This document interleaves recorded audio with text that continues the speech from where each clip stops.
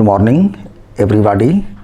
I, Dr. Alok Kumar Tripathi, Assistant Professor and Department of Library and Information Science, Nehru Gram Bharati Dim Tube University, Prayagraj, UP. Today, I delivered my lecture topic on the use of notation in library classification for Bachelor of Library and Information Science first semester students. My topic is use of notation in library classification. So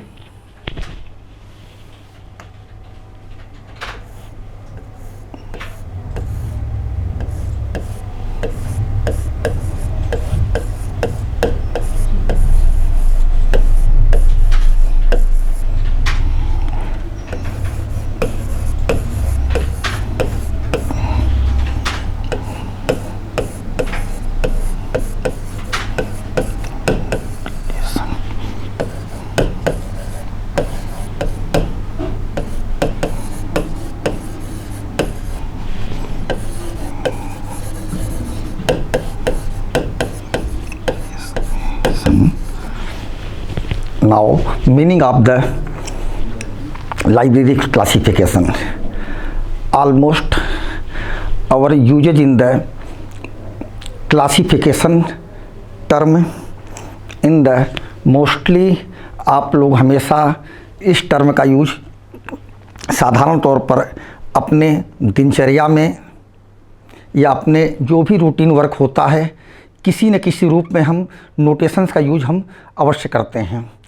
but जो हमारे जो भी बिली भाई 80 के student हैं उनको हमें सिर्फ यह बताने की ज़रूरत है कि आप जाने में या अनजाने में इस नोटेशंस का यूज आप अवश्य करते हैं, लेकिन हमारे लाइब्रेरी क्लासिफिकेशन में इसका क्या यूज है यह जानने की आपको नितांत आवश्यकता है। हम प्रायः अपने जो भी हमारे दैनिक कार्य होते हैं, चाहे वह कैलकुलेशन का हो, चाहे वह हम इंग्लिश लर्न कर रहे हों, मैथमेटिकल कोई वर्क कर रहे हों, तो हर कार्य में हमें किसी न किसी रूप में नोटेशन की आवश्यकता पड़ती है, जाने में या अनजाने में। तो यह प्रायः यह अक्सर देखा गया है कि हम जो भी कार्य करते हैं उसमें अगर हम मैथमेटिकल कोई वर्क कर रहे हैं तो हम 0 to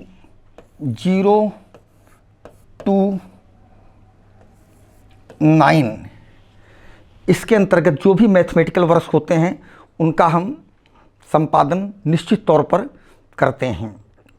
या हम कह लें capital A to Z, small a to z। तो इन सब टर्म का जो हमारे ये डिजिट्स हैं या जो हमारे ये लेटर्स हैं इनका यूज हम बखूबी करते चले आ रहे हैं।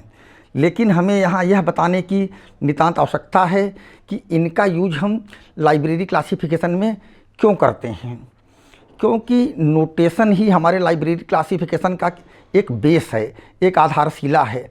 और अगर हम नोटेशन का यूज हम क्लासिफिकेशन में नहीं कर पाते हैं तो हम क्लासिफिकेशन को किसी भी रूप में हम अपने बुक्स का क्लासिफिकेशन नहीं कर सकते हैं।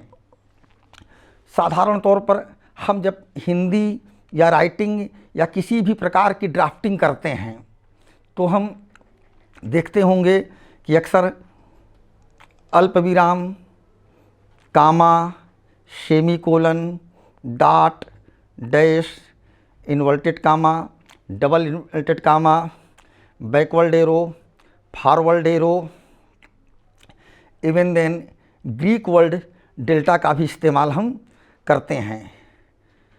तो there are 2 types of notation, first pure notation and second mix notation.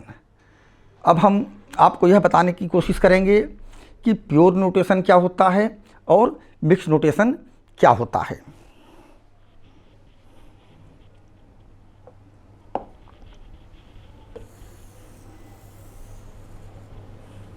There are two types of notation, pure notation and mixed notation. First will be used in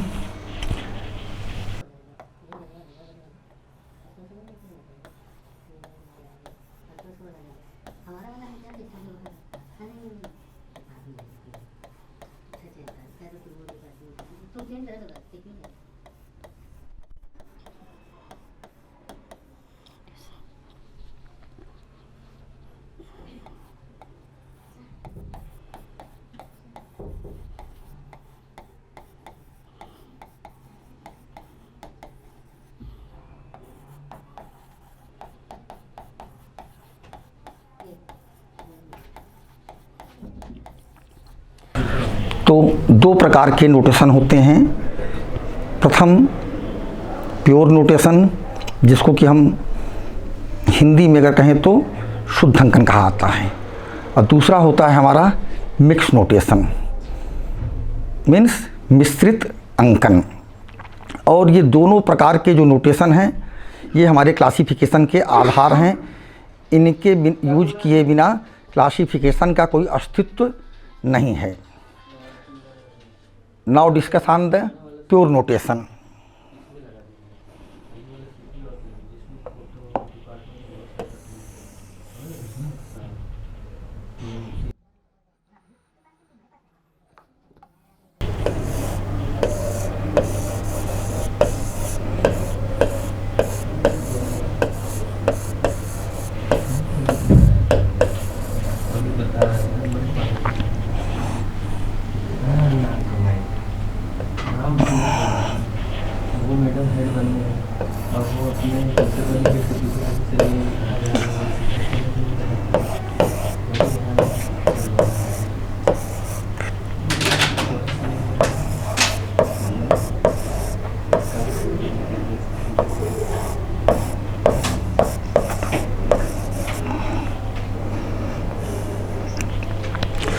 तो प्योर नोटेशन के अंतर्गत हम Roman capital letter A to Z, small letter A to Z and numerical 0 to 9 का use करते हैं। तो pure notation के अंतर्गत हम 3 प्रकार के सिंबल का यूज करते हैं, 0 से 9, A to Z रोमन और A to Z small.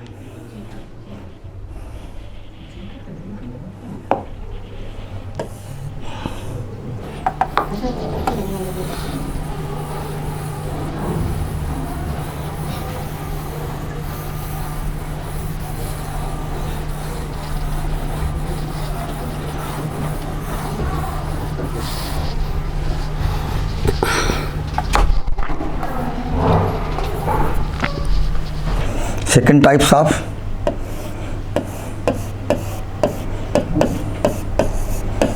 mixed notation.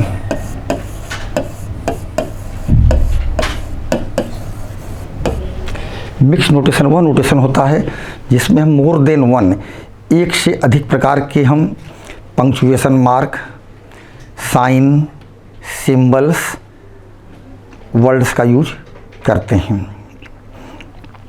सो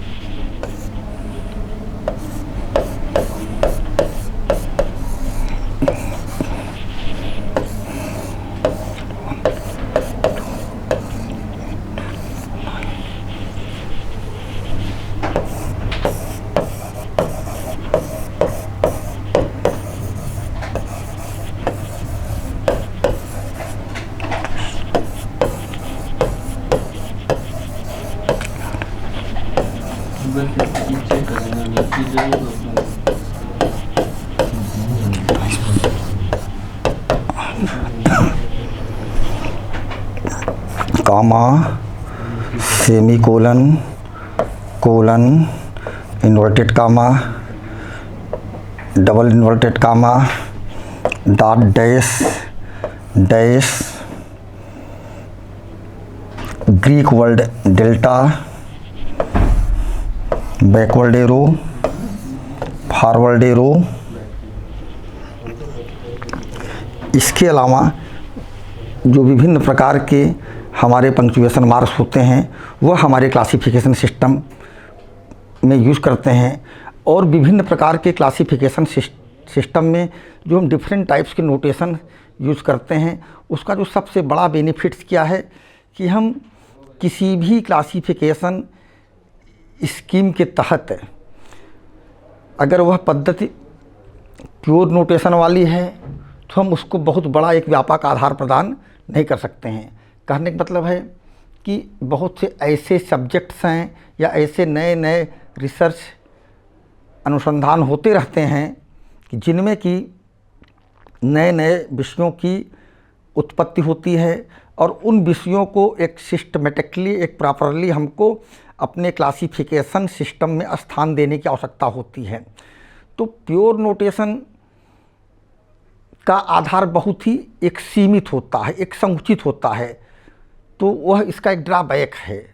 वहीं उसके अपोजिट अगर हम जाते हैं कि जिन पद्धतियों में मिक्स नोटेशन के आधार को अपनाया है उसमें बहुत ही अधिक हॉस्टिलिटी, ग्राह्यता होती है कि जो नए नए डेवलपमेंट होते रहते हैं, आजकल हर विषयों में अनुसंधान हो रहे हैं, तो नए नए विषयों के नए नए ज्ञान का जो सृजन होता है, तो वह पद्धति जिसमें विभिन्न प्रकार के पंक्चुएशन मार्क्स का इस्तेमाल किया गया है, जैसा कि हमारे रंगनाथन साहब द्वारा अंगीकृत कोलन क्लासिफिकेशन का जो आधार है वो पूरी तरह से मिक्स नोटेशन पर बेस्ड है। और मिक्स नोटेशन की ही सहायता से हम कोलन क्लासिफिकेशन के माध्यम से एवरीडे जो भी नए नए रिसर्च, जो भी नए नए अनुसंधान हो रहे हैं, उनको हम यथोचित अपने प्रणाली में स्थान दे पाने में कैपेबल होते हैं।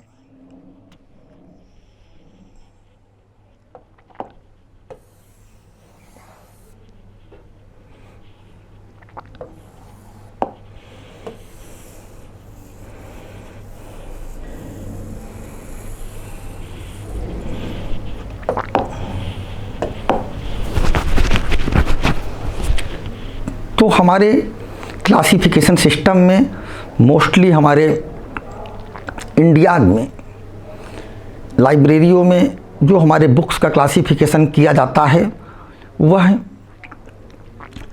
3 सिस्टम से किया जाता है। फर्स्ट,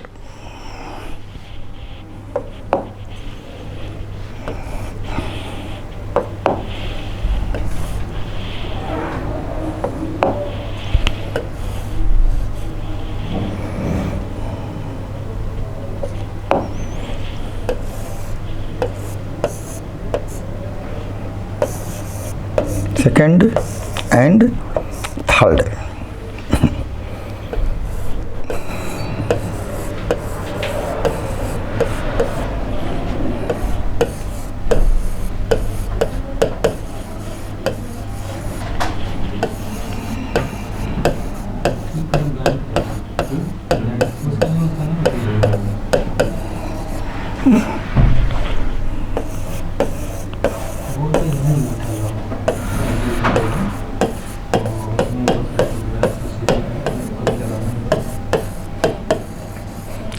एंड थर्ड,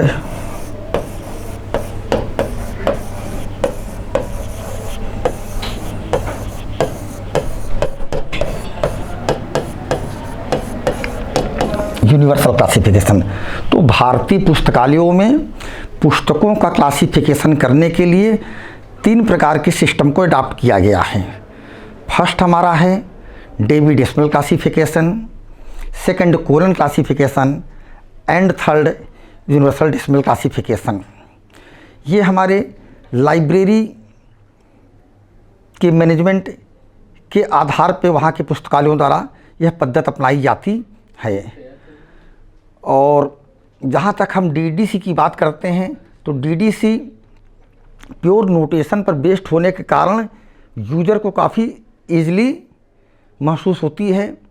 और इसी के कारण कि हमारे भारत में ही नहीं अपितु एक ग्लोबल लेवल पे, एक वर्ल्ड लेवल पे मोस्टली पुस्तकालयों द्वारा डीडीसी क्लासिफिकेशन का इस्तेमाल पुस्तकों के क्लासिफिकेशन के लिए किया जाता है। मोर देन 19 कंट्रीज के पुस्तकालयों में डेविड डेसिमल क्लासिफिकेशन की अनुसार पुस्तकालयों में जो भी हमारे print material and non print material access किए जाते हैं उनका क्लासिफिकेशन हम डीडीसी के माध्यम से करते हैं, क्योंकि यह सिस्टम हमारा प्योर नोटेशन पर बेस्ड है और हमारे यूज़र को भी, हमारे लाइब्रेरी एम्प्लॉय को भी इसके माध्यम से क्लासिफिकेशन करने में थोड़ा सा सहूलियत या कह लीजिए उनको इजी लगता है, इसलिए इस पद्धति को अडॉप्ट किया गया है। बट इस पद्धति में जहाँ बहुत ही अच्छाई है वहाँ इसका सबसे बड़ा ड्रॉबैक क्या है कि हम नए विषयों को स्थान दे पाने में उतने कैपेबल नहीं हैं जितना कि अकॉर्डिंग टू सीसी। हम सीसी की बात करते हैं तो सीसी में जहाँ हम विभिन्न प्रकार के more than one types of symbols, notation, word, Greek word को अडॉप्ट किया गया है, तो उनके माध्यम से हम जो भी नए नए रिसर्च इनोवेशन हो रहे हैं, ये पद्धति मिक्स नोटेशन पर बेस्ड है। इसलिए इन प्रतीकों, इस सिंबल के माध्यम से हम विषय के अपने अंदर या कह लीजिए बिल्कुल ग्राह्यता पैदा कर सकते हैं और कोई ऐसा सब्जेक्ट नहीं है कि जिसको कि हम इसके माध्यम से पुस्तकों का क्लासिफिकेशन ना कर पाएँ। तीसरा हमारा है universal decimal classification. Universal decimal classification का जो प्राइमरी बेस है या जो उनका आधार है वो टोटल डीडीसी के समान ही है, but difference between DDC and UDC, DDC number used will be maximum 3 digits, so 100, then UDC 1। तो आपने देखा कि यहाँ डीडीसी में हम 3 अंकन वाली पद्धति को अपनाते हैं, वही यूडीसी में सिर्फ हम एक नोटेशन वाली पद्धति को अपना रहे हैं, क्योंकि इसका जो ओरिजिन हुआ है यूडीसी की जो ओरिजिन हुई है वह डीडीसी के माध्यम से ही हुई है। तो जैसे हमारा जो डीडीसी है, डेविड डेसिमल क्लासिफिकेशन है, उसमें जो हमारा विषयों का जो विभाजन किया गया है, यूनिवर्स ऑफ नॉलेज को जो डिवाइड किया गया है उनके 10 मेन क्लासेस में, so 000 journalist, 100 philosophy and related discipline, 200 religion, 300 social science, 400 language, 500 pure science, 600 technology and applied science, 700 the arts, 800 literature, wells literature, 900 general geography and history. तो ये जो 10 प्रकार के विषयों का विभाजन किया गया है डीडीसी में, तो यहाँ हमने 3 अंकन को अपनाया है। वहीं यूडीसी में अगर हम चर्चा करते हैं 100 की, तो उसमें सिर्फ 1 को अपनाया गया है। जहाँ हम डीडीसी में 200 को अपना रहे हैं, वहीं यूडीसी में हम सिर्फ 2 को अपना रहे हैं। जहाँ डीडीसी में हम 300 को अडॉप्ट कर रहे हैं, वहाँ यूडीसी में ओनली 3। 400 को जहाँ हमने अपनाया डीडीसी में, वहीं यूडीसी में 4 को वैकेंट रखा गया है। तो इस तरह से कहने का अभिप्राय यह है कि यूडीसी का ही आधार, डीडीसी का ही आधार यूडीसी है, या कह लीजिए कि यूडीसी का जो जन्म हुआ है, जो प्रादुर्भाव हुआ है, जो आगमन हुआ है, वह डीडीसी के ही माध्यम से हुआ है। अब हम तीसरे प्रकार के क्लासिफिकेशन सिस्टम सीसी की बात करते हैं, क्योंकि सीसी एक ऐसी प्रणाली है जो कि हमारे भारत में father of library science in India की एक महत्वपूर्ण देन है। और वह एक ऐसी देन है कि जो कि अनंत काल तक असीमित जो भी विषय, नए नए विषय का सृजन होगा, उत्पत्ति होगी, उन विषयों को हम सीसी के माध्यम से स्थान दे पाने में सामर्थ्यवान बनते हैं।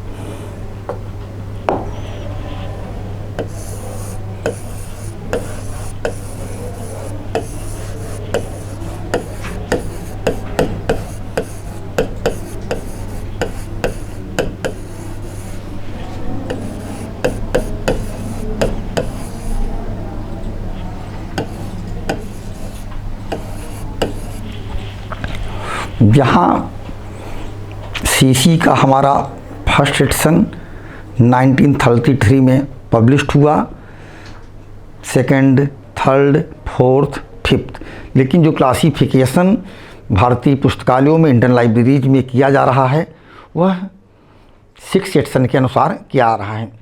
तो 6 एडिशन में जो हमारे विषयों का विभाजन है वह निम्नवत है। जैसे हमने कहा, सबसे मेन हमारा है, आप लाइब्रेरी साइंस के एक स्टूडेंट्स हैं, तो सबसे पहले फर्स्ट रिस्पॉन्सिबिलिटी आपकी यह बनती है कि आप लाइब्रेरी साइंस का क्या मेन क्लास है उसको जानने की, उससे अवेयर होने की कोशिश करें। तो जहाँ हम ए को नेचुरल साइंस के रूप में जानते हैं, कैपिटल ए को, वहीं दूसरी ओर 2 हमारे लाइब्रेरी साइंस का मेन क्लास है। बी हमारा मैथमेटिक्स है, सी हमारा फिजिक्स है, डी हमारा इंजीनियरिंग है, ई हमारा केमिस्ट्री है, एफ टेक्नोलॉजी है। तो इसी तरह यह हमारा क्रम A to Z, X economics, Y sociology, Z law, इनके बीच में विषयों का विभाजन किया गया है। और इन विषयों को अकॉर्डिंग टू रंगनाथन हम 5 प्रकार की फंडामेंटल कैटेगरीज, 5 मूलभूत श्रेणियाँ, जो कि आपको नितांत रूप से समझने की आवश्यकता है कि ये कैटेगरी हमारी क्या होती है। जैसे P, M, E, S, T. P means personality, M means matter, E means energy, S means space and last T means time. तो रंगनाथन महोदय द्वारा इन 5 फंडामेंटल जो कैटेगरी है हमारी, पर्सनालिटी, मैटर, एनर्जी, स्पेस और टाइम के रूप में विषयों को बताया है कि ईच सब्जेक्ट, जो भी विषय हैं हमारे, वो इसी कैटेगरी के अंतर्गत आएंगे। हमें किसी भी विषय में निहित पक्षों को, उनके फेसेट को पहचानना है कि विषय में हमारी क्या पर्सनालिटी है, क्या मैटर है, क्या एनर्जी है, क्या स्पेस है और क्या टाइम है। और ये प्रत्येक कैटेगरी का एक दूसरे से लिंकअप करने के लिए, कनेक्ट करने के लिए सिंबल्स का यूज किया गया है। सो पर्सनालिटी, मैटर,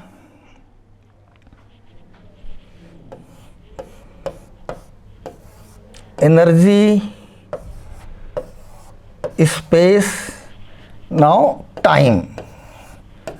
अब आपने देखा होगा ये स्क्वायर ब्रैकेट में हमारे पांचों फंडामेंटल कैटेगरीज हैं, personality, matter, energy, space and time. और each categories connect to be punctuations marks. They are personality is a comma, matter is a semi colon, energy is a colon, space is a dot और time से inverted comma. तो आपने देखा कि personality, matter, energy, space और time, ये 5 प्रकार की कैटेगरी हैं जिनके हम माध्यम से हम अपने यूज़र को, जो भी हमारे लाइब्रेरी यूज़र यूज़ करते हैं, उनको हम इस चीज़ का बिल्कुल एक कंसेप्ट क्लियर करेंगे अपने विद्यार्थियों को कि विषय में निहित इन कैटेगरीज को आप कैसे आइडेंटिफाई करेंगे और आइडेंटिफाई करने के बाद किस तरह से इनका क्या सीक्वेंस रहेगा, क्योंकि एक दूसरे के बीच में इनका एक कोरिलेशन रहता है।